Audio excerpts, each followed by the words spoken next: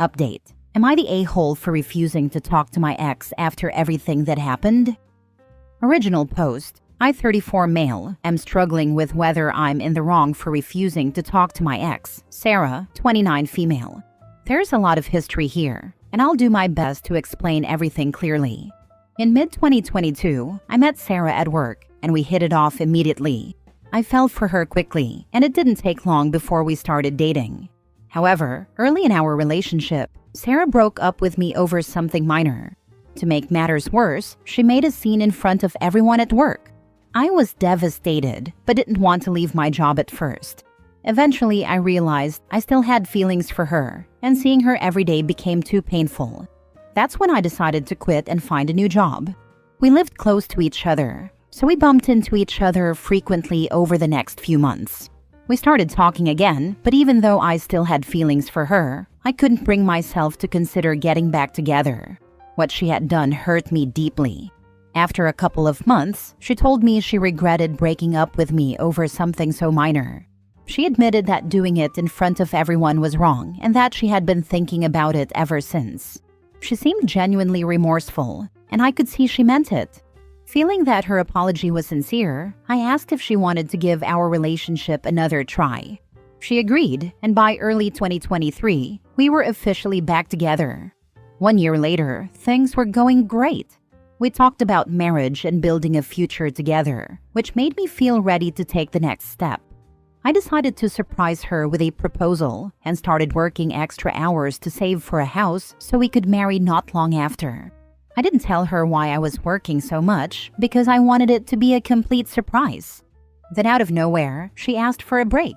I was blindsided, and when I asked why, she refused to explain. Around the same time, I noticed she had been talking non-stop about a new guy at her workplace. But suddenly, she stopped mentioning him altogether, which made me suspicious. Confused and hurt, I reached out to one of my close friends, Emily, who, along with her boyfriend, still worked at the same place as Sarah. I vented to Emily about what was going on and asked if she knew anything. She said she didn't because she worked in a different department, but she promised to ask around. A few days later, Emily got back to me. She told me that Sarah had been feeling like I was distant lately, especially with me working extra hours and not going out much. Emily said some of Sarah's colleagues had been encouraging her to take a break, claiming I wasn't treating her well and wasn't as invested in the relationship. On top of that, they were trying to match her up with a new guy at work, saying they'd make a better pair. I told Emily about my plans to propose and buy a house for Sarah and me. That was the reason I'd been working so much. I wanted to surprise her with something big. After about 2 weeks, Sarah called me and asked to meet up. I agreed but told her up front that I needed an explanation for why she wanted a break before we could discuss anything else. She brought up how distant I had seemed, saying it made her feel like I wasn't as invested in the relationship anymore. I told her that if she had just talked to me about it, she would have known there was a reason for my behavior, but now it didn't matter anymore. Then she mentioned the new guy at her workplace. I said his name before she could, and she looked surprised, asking how I knew. I told her I wasn't an idiot. I'd noticed how she suddenly stopped talking about him after bringing him up all the time. She swore that she had never cheated on me. I replied that looking for someone better at the first sign of trouble could be considered cheating by some. At that point, I told her I didn't want to hear whatever else she had to say. Whether or not she wanted to get back together didn't matter. I was breaking up with her regardless. The breakup deeply hurt me. I couldn't bear staying in the same place, so I asked my company for a transfer and used the money I'd saved for the proposal to start over in a new city. While talking to Emily, the friend I had vented to before, she apologized to me. She admitted that she had slipped up and told Sarah about my plans to propose and buy a house.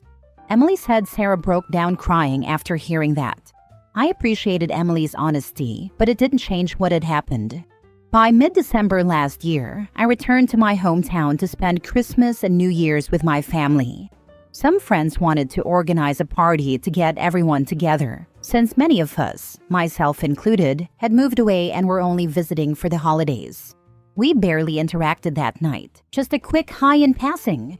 At one point, I glanced at her and saw her smiling while chatting with a group of women. That smile brought back so many memories. I realized that seeing her smile still made me feel the same way I did the first time I saw it. I thought to myself, how screwed up am I that I still feel this way? Despite those lingering feelings, I was still sad and deeply hurt by how things had ended. Looking back, I also started to blame myself. I should have paid more attention to how she was feeling. I could have told her about the extra work and why I was doing it. Maybe things would have turned out differently. Later that evening, one of my friends mentioned that Sarah's relationship with the guy from her work had only lasted a couple of months. After the holidays, I planned to return to the city where I now lived. My vacation ended on January 6th, so I decided to leave on Friday. That way, I'd have Saturday to sort everything out at home and prepare for the week ahead, with Sunday to relax before going back to work. Before I left, one of my friends from back home called me. He said he had a favor to ask on behalf of someone else and warned me that I wouldn't like it. I could already feel my stomach sinking. Then he told me it was Sarah. She was moving to the same city where I live to work at her relative's company, and she needed a ride. He asked if I could take her. I didn't even think about it before I said no. The idea of being stuck in a car with her for hours was too much to bear. It would have been painfully awkward, just like the party, and I wasn't ready to put myself through that. He told me that Sarah and I needed to talk, but I wasn't having any of it. I went back home, and last week, I went for a run and stopped to rest a little in a park when I heard a familiar voice say, "Hi." It was Sarah. She tried to start a conversation by asking how I was and mentioning that we didn't get a chance to talk at the party, but I cut her off, saying I didn't want to talk to her. She told me not to be like that we needed to have a conversation, but I said no. She asked how I could still resent her after almost a year and after everything we'd been through, but I told her it wasn't resentment. I was very honest. I told her that thinking about her, talking about her, or even seeing her still hurts a lot, and that's why I couldn't talk to her. She said that was exactly why we needed to talk. I didn't see the point, so I just walked away. Since then, Sarah has tried to approach me twice more, and I've shut her down both times. Some of my friends think I'm being too harsh and that I should talk to her for closure. Others say it's not okay to torture her over what happened forever. But that's not what this is about. I don't have any resentment or negative feelings toward her anymore. I even recognize now that I share some of the blame. But it still hurts. I can't talk to her because it's like reopening an old wound that never fully healed. So, am I the a-hole for refusing to talk to her? Now for the top comments before reading the update. Not the a-hole. She wants closure because she needs it. Don't do it. Leave her behind. Remember, first sign of trouble and she ran off to cheat with some creep. She deserves nothing but contempt and silence. She doesn't want closure. She wants another chance to get back in with him. I don't know if that's the case really. 50-50. Don't relent. Stand your ground, brother. She screwed you over twice already. Don't give her a third opportunity. Not the a-hole, but if you go back to her, you will be a dumbass. There's not a chance of me going back to her. Good man. Good luck with everything. You sound pretty well put together. You'll find her. She's out there looking for you. Now for the first update. Hey everyone. I wanted to give an update and thank you all for your input. I took the time to read through every comment, and while I didn't respond to all of them, it was only because I didn't have anything to add. I'm truly grateful for everyone who shared their thoughts. It has been incredibly helpful. After reading everything and thinking it through, I've decided to stick to my decision not to talk to Sarah. Something I forgot to mention in my original post, though I did tell a few commenters, is that I blocked her everywhere after we broke up the second time. Over the last few days, it seems like her persistence has started to backfire. Some of our mutual friends, including the ones who initially told me I should talk to her, have become frustrated with her constant attempts to contact me. Apparently, they've started turning on her because of it. 3 days ago, Emily, the friend I vented to back then, made a post on social media about stalkers. She didn't name Sarah, but a lot of people picked up on what she meant. I've also seen several comments on my original post suggesting that Sarah might have been stalking me. Her job in the same city and her coincidental appearance at the park all line up with that theory. For what it's worth, I know her uncle owns a company here, so maybe that is really why she moved. But honestly, it's not my problem, and I'm not going to look into it. Things have been quieter, friends have dropped the subject, and Sarah hasn't tried to reach out again. That is until yesterday.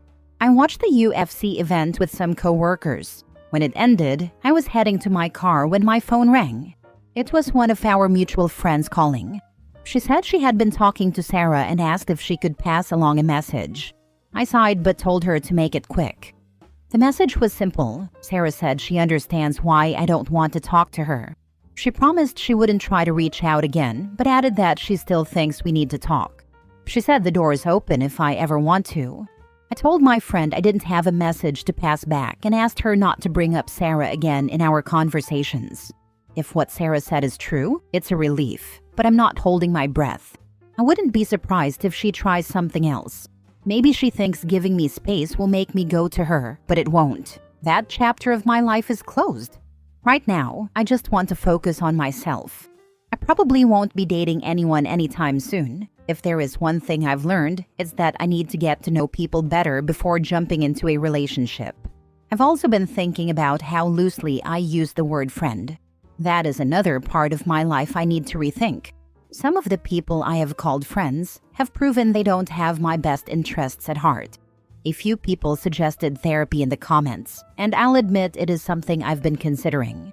For now, I'm giving myself time to heal on my own, but if I still don't feel right after a while, I will look into it. Thanks again to everyone who took the time to comment. Your advice has been a huge help in sorting all this out. This is exactly why monkey branching is a terrible dating practice. It's cheating with extra steps. That's why she keeps pushing. She knows what she did, just like she knows what she lost. Yet, ironically, she's too naive to understand that even if y'all got back together, you don't look at her the same. That's totally understandable. You're right, it would not be the same. Especially since they actually dated after you two broke up. To think that she went along with it right after finding out about the plans to propose just seems really selfish and inconsiderate of the full situation. Glad to hear you are prioritizing yourself, OP. It sounds like you're doing well and moving on. Keep focusing on yourself and enjoying what you have. If you feel you need counseling, do it when you are ready. Good luck. I think now people around me understand my situation and what I truly need. That will help a lot. Now for the final update. There's been no sign of Sarah these past few weeks, and no one's brought her up in conversation either. That's a good thing. Then last Tuesday, February 11th, I got a DM from Sarah's mother.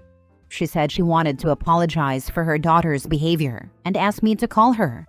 I've always had a great relationship with Sarah's parents. They're genuinely good people. Even during both breakups, they were always respectful and never overstepped. I didn't really want to talk about Sarah anymore, but I also didn't want to ignore her mother. After thinking it over for a few minutes, I decided I'd call her. However, if she tried to convince me to speak with Sarah or anything along those lines, I'd politely end the conversation. When she answered, she put me on speaker so Sarah's father could join in. I half expected to hear Sarah's voice too, but fortunately that didn't happen. The conversation itself was actually really good. They started by apologizing for Sarah's recent behavior. I immediately told them they had nothing to apologize for, but they insisted, saying they felt it was the right thing to do. They also told me they had no idea what had been going on until recently. Once they found out, they called Sarah and had a long talk with her. Her father admitted that it was the kind of conversation he'd expect to have with a teenager, not an almost 30-year-old woman. Sarah promised them she'd stay away from me and seek therapy. I felt relieved, not just for myself, but for her too. Everything that happened between us wasn't great, but I genuinely wish her the best. I hope she finds happiness. Before we ended the call, I thanked her parents and reiterated how much I respected and admired them. Now I can finally say with certainty that this is over. Sarah would never betray her parents' trust. Thank you all for the advice. It really meant a lot. I think it's time to finally move on from all of this. Yeah, I've been feeling better lately. So glad to read that. But even if things are starting to look more peaceful for you, please consider therapy. Sarah hurt you deeply, and not just once. She betrayed your trust and broke your heart in a way that even 1 year later still hurts. Therapy is just so that you can find closure and allow your healing process to come to an end if you're ready. Keep in mind that Sarah left you with a lot of emotional baggage that could potentially strain an otherwise healthy future relationship. You deserve happiness, and a therapist might guide you to the point where you can fully close the chapter on Sarah emotionally. I wish you all the best. Thanks. I haven't made a decision about therapy yet. Her parents felt the need to call because she was seriously stalking you. I am relieved this is over for your sake, but I would definitely tread carefully. They probably felt the need to intervene before the law got involved. If it kept happening, I'd have no choice. Last story. Am I the a-hole for telling my girlfriend I wouldn't make her coffee anymore unless she stops micromanaging me? So for context, I, 24 male, and my girlfriend, 23 female, have been together for about 2 years, living together for roughly 6 months. Normally, we have a good routine. I wake up first, make coffee, and she wakes up to a nice hot cup.